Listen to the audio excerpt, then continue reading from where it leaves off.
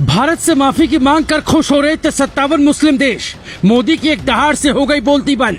जो कह रहे थे भारत में मुसलमानों की हालत ठीक नहीं, उन्हें मोदी सरकार ने कहा तुम्हारी सोच छोटी है। कश्मीर से यासीन तक कई बार भारत ने कहा है आंतरिक मामलों में ना पड़ो, लेकिन ओआईसी सुनता ही नहीं। 27 मई को बीजेपी प्रवक्ता नुपुर शर्मा ने टीवी डिबेट में एक विवादित बयान दिया, जिसके खिलाफ 57 मुस्लिम देश खड़े हो गए। कहने लगे मोदी सरकार को माफी मांगनी चाहिए। सऊदी अरब में बात भारत के सामानों के बहिष्कार और वहां काम कर रहे युवाओं के रोजगार तक पहुंच गई। बीजेपी ने इधर नुपुर शर्मा को सस्पेंड कर दिया, लेकिन तब ओआईसी को लगा कि अभी सरकार को और झुकाएंगे। लोग कहने लगे कि 56 इंच के सीने वाले पीएम मोदी इस्लामिक देशों के सामने झुक गए, लेकिन ऐसा कहने वाले शायद भूल गए कि जो मोदी अमेरिका के सामने नहीं झुके, वो इनके सामने भला क्या झुकेंगे। पीएम मोदी के हनुमान एस जयशंकर ने अधिकारियों को कहा कि एक ऐसा प्रेस रिलीज जारी करो कि पढ़कर ओआईसी की बोलती बंद हो जाए। जिन्हें ये लग रहा है कि पीएम मोदी झुक गए, उन्हें पता चल जाए कि मोदी झुकता नहीं है, बल्कि वो अपने आदर्शों पर चलता है। नुपुर शर्मा के खिलाफ देश के मुसलमान प्रदर्शन करने लगे थे, इसलिए हटा दिया। आंतरिक मामलों में किसी बाहरी देश का दखल हम बर्दाश्त नहीं करते। पहले जान लीजिए कि विदेश मंत्रालय ने क्या क्या कहा, फिर आपको बताएंगे कि और कितनी बार ओआईसी पाकिस्तान के एजेंडे पर क्यों चलता है और भारत इसे कितनी बार फटकार लगा चुका है। इस्लामिक सहयोग संगठन के सचिवालय की ओर से भारत को लेकर जो बयान जारी किया गया, हम उसे खारिज करते हैं। ये बयान उनकी छोटी सोच को दिखाता है। भारत सरकार हर धर्म के लोगों का सम्मान करती है। जिन्होंने भी अपमानजनक ट्वीट और कमेंट किया, उनके खिलाफ कार्रवाई की गई है। इस बयान से भारत सरकार का कोई लेना देना नहीं। ओआईसी का ये बयान गुमराह करने वाला, विभाजनकारी एजेंडे को बढ़ावा देने वाला है। इसलिए ओआईसी से हम अपील करते हैं कि वो सांप्रदायिक नजरिए को छोड़कर सभी धर्मों का सम्मान करे।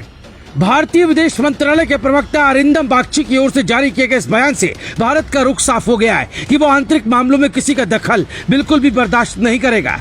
आप ये जानकर चौंक जाएंगे कि इस्लामिक सहयोग संगठन के सहारे पाकिस्तान अपना एजेंडा चलाता है। 5 अगस्त 2019 को जब मोदी सरकार ने जम्मू कश्मीर से आर्टिकल 370 हटाया, तो पाकिस्तान इसी संगठन के पास पहुंचा था।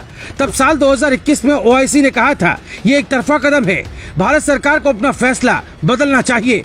उसके बाद भारत ने परिसीमन का फैसला लिया, तो ओआईसी ने कहा कि हमें वहां की डेमोग्राफी बदलने की चिंता है, क्योंकि संयुक्त राष्ट्र सुरक्षा परिषद के प्रस्तावों के तहत वहां के लोगों को इस पर फैसला लेने का हक है।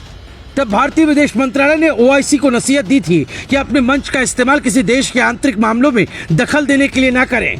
कश्मीर हमारा आंतरिक मसला है। उससे पहले 25 मई 2022 को जब यासीन मलिक को एनआईए कोर्ट ने उम्र कैद की सजा सुनाई, तो पाकिस्तान मानवाधिकार चिल्लाने लगा और ओआईसी ने कहा कि ये गलत है। तब भारत ने कहा था कि आतंकियों का समर्थन ना करें, अपना एजेंडा अपने पास रखें। उससे पहले फरवरी 2022 में, यानी इसी साल, ओआईसी ने धर्म संसद और हिजाब विवाद पर अपना बयान जारी किया था, जिसमें कहा था कि भारत के हरिद्वार में हिंदुत्व के झंडा बरदारों की ओर से मुसलमानों के जनसंहार की अपील और सोशल मीडिया पर मुस्लिम महिलाओं के उत्पीड़न दुखद है। कर्नाटक में मुस्लिम महिलाओं के हिजाब पहनने पर प्रतिबंध भी चिंताजनक है। हम इन मामलों में अंतर्राष्ट्रीय समुदाय, खासकर संयुक्त राष्ट्र और मानवाधिकार परिषद से जरूरी कदम उठाने की अपील करते हैं। उससे पहले साल 2019 में जब मोदी सरकार नागरिकता संशोधन कानून लेकर आई, तब भी ओआईसी ने अपना सांप्रदायिक नजरिया दिखा दिया था और कहा था कि नागरिकता के अधिकार और बाबरी मस्जिद को लेकर हमारी चिंताएं हैं। भारत में मुसलमानों और उनके पवित्र स्थलों की सुरक्षा सुनिश्चित होनी चाहिए, जिस पर भारत ने कहा कि आप अपना सांप्रदायिक एजेंडा अपने पास रखिए। वैसे हो सकता है एक सवाल आपके दिमाग में ये भी उठ रहा हो कि जब ये मुस्लिम देशों का संगठन है, तो फिर भारत इसमें क्यों नहीं है? क्योंकि मुस्लिम तो भारत में भी रहते हैं, तो इसकी वजह पाकिस्तान है। दरअसल भारत इंडोनेशिया और पाकिस्तान के साथ उन शीर्ष 3 देशों में शामिल है जहां सबसे ज्यादा मुस्लिम आबादी रहती है। साल 2060 तक भारत दुनिया का नंबर 1 मुस्लिम आबादी वाला देश बन सकता है, ऐसा एक रिसर्च के हवाले से सामने आया। ऐसे में सऊदी अरब के किंग ने साल 2006 में ये मांग उठाई थी कि भारत को इसमें बतौर पर्यवेक्षक शामिल किया जाए और इसका प्रस्ताव पाकिस्तान पेश करे। तब पाकिस्तान ने कहा था कि पर्यवेक्षक उसे ही बनाएंगे जिसका ओआईसी के किसी 57 देश के साथ कोई भी विवाद ना हो। इससे पहले 1998 में थाईलैंड को और 2005 में रूस को बतौर ऑब्जर्वर इसमें शामिल किया गया था। संयुक्त राष्ट्र के बाद ये दुनिया का दूसरा सबसे बड़ा अंतर सरकारी संगठन है, लेकिन हमेशा इस पर पाकिस्तान की भाषा बोलने के आरोप लगते रहे हैं।